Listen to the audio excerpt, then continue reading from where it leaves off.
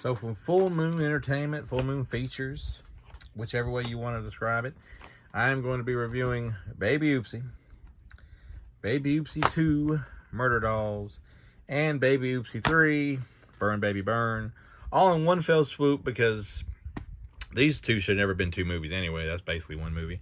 And I mean, let's be honest, just get them all in one big gallop here. So, Baby Oopsie, which of course is a spinoff from Demonic Toys.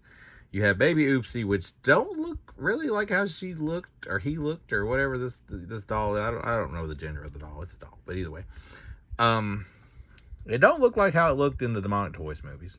But nonetheless, this one is probably, if you had to pick one of these to watch, this is the one you want to watch. This one's better than it has any right to be, and it's still not great, but it's entertaining. And you got this woman who lives with like her stepmom and her dad's dead and all this stuff, and it's that woman right there.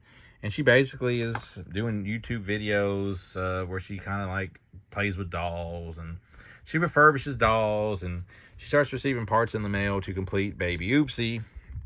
And when she completes Baby Oopsie, Baby Oopsie comes alive, of course, and decides to kill people originally that's bothering her.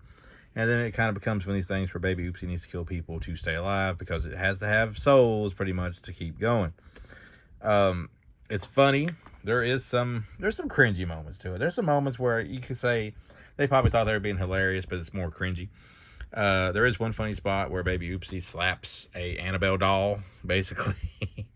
And that's funny. But of course, then it says some stuff that's a little eye-rolling. But I mean, come on. What do you expect from stuff like this? All in all, it's better than it should be. There's some blood. There's some gore. There's some funny moments. And you know, it kind of wraps up a little bit on a bit of a twist, which of course sets forth the events of the next movie. This one on its own, I'm gonna go out on that limb, and I'm gonna give it a 3. I'm gonna give it a little bit more than it probably deserves because I was entertained, and compared to some of the stuff Full Moon did lately, it's definitely way better than some of that stuff is. Of course, we're a long way from the subspecies and trancers and all that stuff, but still, for an independent film, indie horror film, it's got flaws. Like, you can see people one time, you see a cameraman reflected in a mirror or a window or whatever, but I mean, hell, it's indie. It's good for what it is. It's good. You can watch this one, you can have fun with it, and you can have an okay time with it. So I recommend Baby Oopsie if you just want a one and done. Now, that being said, these two, you need both of these to finish this story. And at this point, I'll try to describe this without spoiling anything else from this series, but she's got a friend now, and Baby Oopsie is kind of like, you know, their deal, and still killing, even if they don't necessarily, well, the main woman really don't want him doing it, or it doing it. And her person she's with does. Of course, you kind of realize later on that he's kind of possessed by the evil as well. And of course, a couple more dolls get made this time around because it's Full Moon. You got to have more than one. You got to have merchandise, baby, and that's definitely things you can make merchandise from. So they come into play, and it's funny. And then, of course, the police get involved, and this another company trying to get the babies, basically trying to replicate.